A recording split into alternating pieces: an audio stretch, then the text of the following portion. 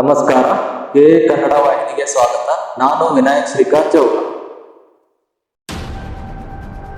ಜಿಲ್ಲೆಯಲ್ಲಿ ನಿಲ್ಲದ ವರುಣನ ಆರ್ಭಟ. ನಿರಂತರವಾಗಿ ಸುರಿಯುತ್ತಿರುವ ಮಳೆಯಿಂದ ಹೆಚ್ಚುತ್ತಿರುವ ಪ್ರವಾಹ ಭೀತಿ. ನಿನ್ನೆಗಿಂತ ನೀರು ಹೆಚ್ಚು ಬಂದು ಆತಂಕಕ್ಕೆ ಒಳಗಾದ ಅರ್ಜುನವಾಡ್ ಗ್ರಾಮದ ಗ್ರಾಮಸ್ಥರು ಮುಂಜಾಗೃತಾ ಕ್ರಮವಾಗಿ ದನಕರುಗಳನ್ನು, ಬೆಲೆ ಬಾಳುವ ವಸ್ತುಗಳನ್ನು, ಶಾಲೆಯ ಕಾಗದ ಪತ್ರಗಳನ್ನು ತೆಗೆದುಕೊಂಡು ಸುರಕ್ಷಿತ ಸ್ಥಳಗಳಿಗೆ ಹೋಗಲು ನಮ್ಮ ವಾಹಿನಿ ಕಡೆಯಿಂದ ತಿಳಿಸಲಾಗಿದೆ. ಸುದ್ದಿ ಭೀಮಗೌಡ ಪಾಟೀಲ್, ಅರ್ಜುನವಾಡ್.